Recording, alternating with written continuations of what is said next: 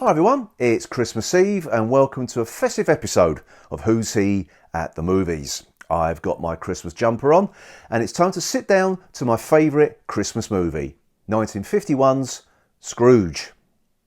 Based on Charles Dickens' A Christmas Carol, Scrooge stars the wonderful Alastair Sim as miserable old skinflint Ebeneezer Scrooge, who, as we all know, is visited by the ghosts of his business partner, Jacob Marley, who warns him that his selfish life will condemn him to eternal torment. Marley tells Scrooge that he will be visited by three spirits who may yet save him. I really don't have to explain the plot of this film, as it's been told so many times over the years. But for me, I think this is the best story ever told. In fact, it's probably the best ghost story ever told. And I will go out on a limb here. I think Charles Dickens basically invented the whole spirit of Christmas with this book. Now, I know that for a lot of people that the best version of this story is the Muppet Christmas Carol, but for me, the Alastair Sim version stands tall above every other. And most of that is down to Alastair Sim. Born in Scotland in 1900, Alastair Sim started acting at the age of 30, which is fairly late in life for an actor. After starting on stage in 1930, he spent time at the Old Vic, which gave him experience with the works of Shakespeare, before transitioning to cinema in the late 1940s, where he became one of British cinema's biggest stars. Now, while he had many famous roles in films such as An Inspector Calls and The Bells of St Trinian's, for me, Scrooge is peak Alastair Sim. I think this is the best portrayal of Ebeneezer Scrooge on film. Like Jeremy Brett or Basil Rathbone are considered to be the definitive Sherlock Holmes, Sim is considered to be the definitive Ebeneezer Scrooge. And I'm not going to argue with that assessment. Sim brings real depth to his portrayal of Scrooge. Before his transformation, he plays Scrooge as thin-lipped and almost amused by his own mean-spirited outlook on life. And when he's confronted by the spirit of Jacob Marley, played by Sir Michael Hordern, who was call sign Danny Boy in Where Eagles Dare, he's almost impish in his disbelief.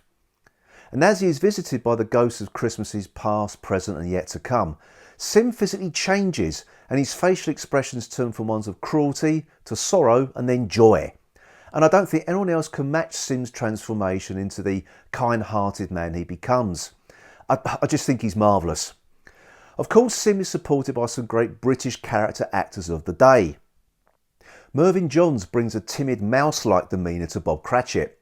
Cowering and apologetic in front of Scrooge, his character lightens as soon as he gets home to his family. And this is where the character's true joy is found. And his performance after his disabled son Tiny Tim passes away, I don't think could be surpassed.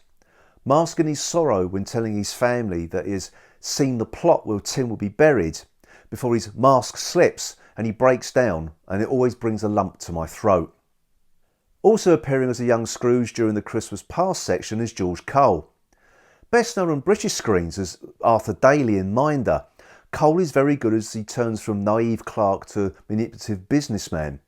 It is hard not to think of him as Arthur Daly now, as that character became so embedded in British television, but it is nice to be reminded that he could do other roles. One interesting point about George Cole is that he was a protege of Alastair Sim and lived with Sim and his wife Naomi on and off from 1940 up until 1952 and appeared with Sim in 7 other films. Jack Warner, who played PC George Dixon in 1950's The Blue Lamp and resurrected the character for the long-running BBC series Dixon of Dock Green, plays Mr Jorkin, who lures Scrooge and Marley away from their kindly employer Mr Fezziwig. Jorkin was a character created specifically for the film and set Scrooge and Marley down the path of becoming money-obsessed misers. Warner was also famous for a series of films centred around the Huggett family, and also starring in those films with Warner was Kathleen Harrison, who plays Mrs Dilber, Scrooge's charwoman. I've mainly seen Harrison in Cockney roles, and the role of Mrs Dilber is no different.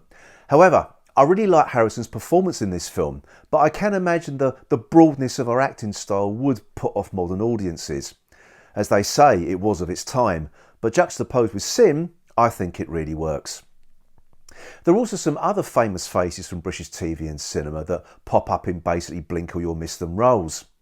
There is Hattie Jacques from the Carry On films and the long-running sitcom Sykes as Mrs Fezziwig, the Bride of Frankenstein's Ernest Thesiger as The Undertaker, and John Steed himself, Patrick Macnee, as the young Jacob Marley. But apart from Sim and all the other great actors, what also makes this film is the direction, lighting and set design. Like the character of Scrooge, the lighting and atmosphere change. While Scrooge is in his miserly stage, London is depicted with narrow, shadow-filled spaces. Even Scrooge's home is dark and sparse.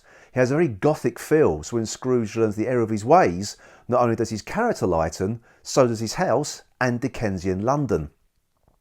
The moody lighting and shadows disappear to be replaced with something, well, hopeful and joyful.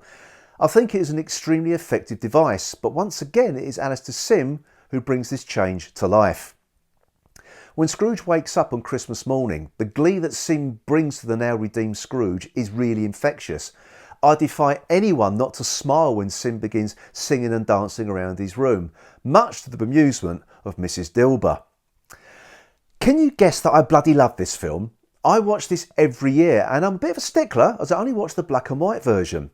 There is a colourised version on DVD and is usually the version that is shown on television nowadays, but I think the colourised version loses something. As the lighting and set design was produced for a black and white film, colourising loses the moody and claustrophobic atmosphere and provides a slightly garish aspect to the movie. But what the hell, it's a personal choice. I grew up watching black and white films on the TV, others didn't. Black and white or colour, it doesn't spoil the theme of the film, which is money isn't important to live a full and happy life. To finish off this episode, I think the message conveyed in this film is so very relevant today. When you see all the injustice in the world, mainly caused by rich and powerful men, they could all do with a visit by the ghost of Christmas and be given the same lesson as Scrooge. Greed is always bad, and love and kindness is the way. And that's it from Who's Here at the Movies and Who's on the TV for this year. Thanks to everyone who has listened and watched our non-Doctor Who content. It really is appreciated, because without all of you, well, what would be the point? So from all of us here at Who's He, we want to wish you all a very, very Merry Christmas. Have a great time, and we'll be back very soon.